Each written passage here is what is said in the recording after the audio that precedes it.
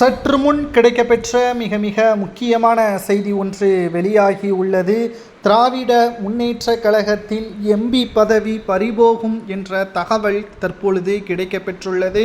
நேற்று திராவிட முன்னேற்ற கழகத்தின் எம்பிக்கள் கூட்டம் நடைபெற்றது. அதில் திமுகவின் தலைவரும் தமிழக முதல்வருமான ஸ்டாலின் அவர்கள் கூறியுள்ளது மிக முக்கியமாக நம் கவனத்தை ஈர்த்துள்ளது. 15 நாட்களுக்கு ஒரு முறை தொகுதிகளில் என்ன நலத்திட்ட உதவிகள் செய்துள்ளீர்கள் என்பதை தலைமை அலுவலகத்திற்கு அனுப்ப வேண்டும்.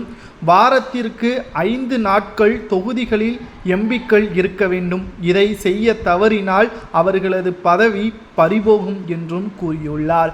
இத்தனை ஆண்டுகளாக ஏன் இவ்வாறான அறிக்கையை வெளியிடவில்லை?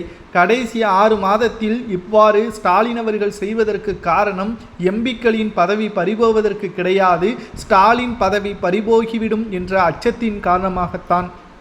ஒரு பக்கம் பிரதான எதிர்க்கட்சியாக இருக்கக்கூடிய அதிமுக கூட்டணி பிரச்சாரம் கிட்டத்தட்ட 2 மாதங்களாகவே தொடர்ந்து நடைபெற்று கொண்டிருக்கிறது. தற்பொழுது திராவிட முன்னேற்ற கழகத்திற்கு எதிராக தமிழக வெற்றி கழகமும் தற்பொழுது அரசியலில் களம் இறங்கியிருக்கக்கூடிய காரணத்தினால் மக்களின் ஆதரவுகள் அதிகமாக இருப்பதன் காரணமாக 2வது முறை திமுக வெற்றியடைய வேண்டும் என்ற முனைப்பில் செயல்பட்டு கொள்ள வேண்டும் என்பதற்காகவும் மக்களை தனது பக்கம் கவருவதற்கும் இவ்வாறான அறிக்கையை வெளியிட்டுள்ளார். ஆனால் திமுகவின் எம்பிக்கள் நிச்சயமாக 5 நாட்கள் அவர்களது தொகுதியில் இருப்பதற்கு வாய்ப்பே கிடையாது.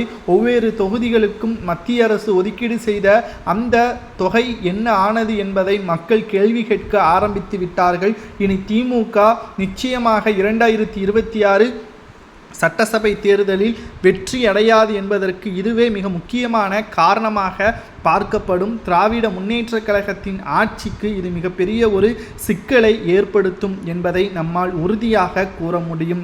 அமைச்சர்கள் திராவிட முன்னேற்ற கழகத்தின் ஆளுமை நிச்சயம் 2026 சட்டசபை தேர்தலில் மிக மிக ஒரு தோல்வியே தமிழக வெற்றி கழகத்திடமும் அதிமுகவின் கூட்டணியிடமும் தோல்வியை பெறும்.